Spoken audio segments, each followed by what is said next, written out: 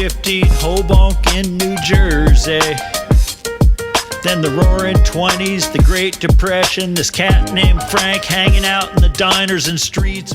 It's great to see you again, man. It's great to hear from you. So how's everything going with the Staunch Moderates movement? It seems to be rocking. We are on the ballot at the Grammys with 2 of our tracks for Song of the Year, amongst the other categories. Best Melodic Rap Performance and Rap Song of the Year. And that's for our tracks Frank and the Rat Pack, and secondly, Mediterranean.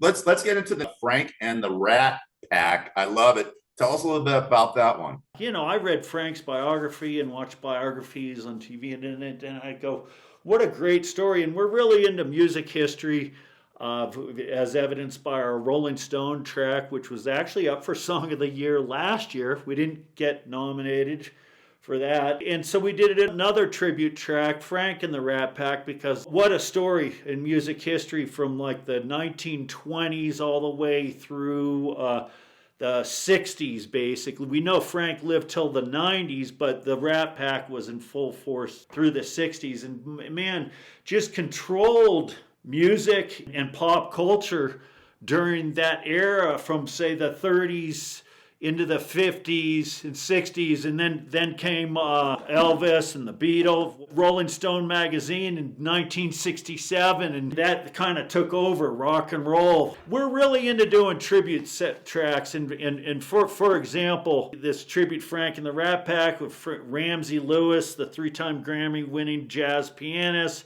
Rolling Stone magazine we did last year, a tribute track to our Bigfoot mascot, Staunch.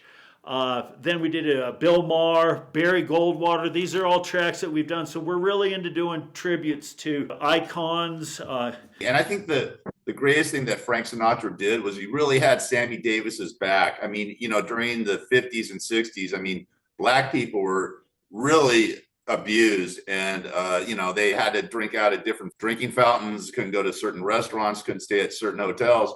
And basically with the Rat Pack and Frank Sinatra basically said, hey, if you don't allow Sammy Davis to stay at this hotel or eat with us at this restaurant, we're not gonna play at your venue. And it really changed the culture because, you know, Frank Sinatra really took a stand there, and I got to give him much kudos for that.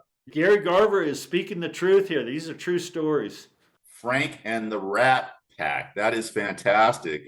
That's awesome. Congratulations. It's great to hear that Casanova is doing a lot better, because I remember last year when we were doing the shows that he was not doing so well, and it's great to hear that he's recovering and on the tracks, for Christ's sake. That is fantastic. Yeah, he's something else, that Casanova ace. And he met Frank Sinatra, by the way, in Frank's restaurant, and he did a singing telegram for him. And Frank goes, oh yeah, you want it? He gets up from his table, puts a butter knife to his throat, and says, go ahead.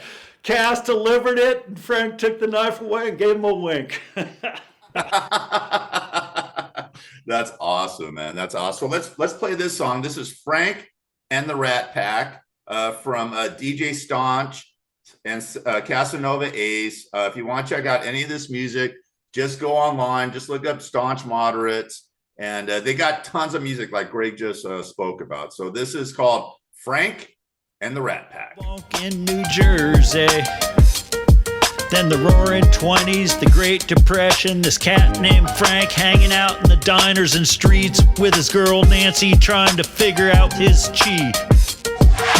Pop's prize fighter owned a tavern, plays live music. Bing Crosby was singing live jazz at the clubs in Hoboken and up and down New Jersey, even New York City.